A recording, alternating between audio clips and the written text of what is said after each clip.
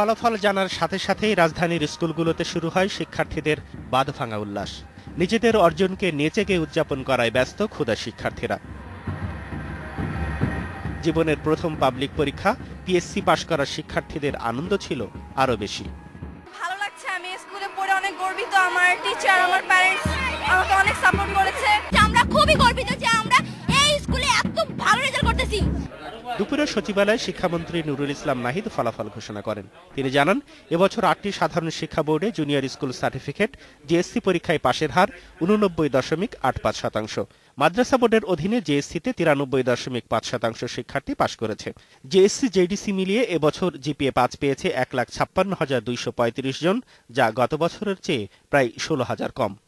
GPA 5 পেতে গেলে সব বিষয়ে শতকরা ৮০ বেশি পেতে হবে। যদি কোনো ৭৯ পেয়ে যায় একটা পেপারও, সেটা পাবে না। যে অনেক সময় বলেন যে আমরা বেশি পেয়ে যাচ্ছে, আমরা এটা খুব সমস্যার বিষয় নয়। আলাদা সংবাদ সম্মেলনে প্রাথমিক ও গণশিক্ষামন্ত্রী জানান, প্রাথমিক শিক্ষা সমাপনী পিএসসি পরীক্ষায় এবছর ৯৭.৯২% শিক্ষার্থী পাশ করেছে। ইবতেদায়ী পরীক্ষায় পাশ করেছে ৯৫.৯৮%। পিএসসি ও ইবতেদায়ী মিলিয়ে জিপিএ ৫ পেয়েছে ২,৩০,৯৫২, যা গত বছরের চেয়ে প্রায় ১৮,০০০ জন কম।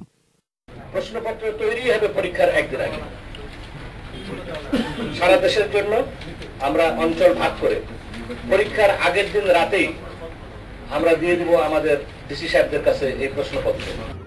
এবছরের ফলাফলে পাশের হার ও শতভাগ পাশ করা প্রতিষ্ঠানের সংখ্যা বেড়েছে।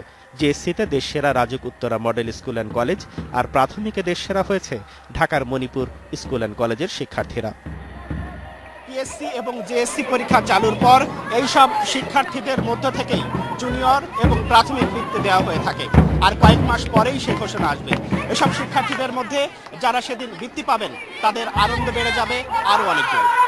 Sujan Mehedi, independent news, Manipur school, Dhaka.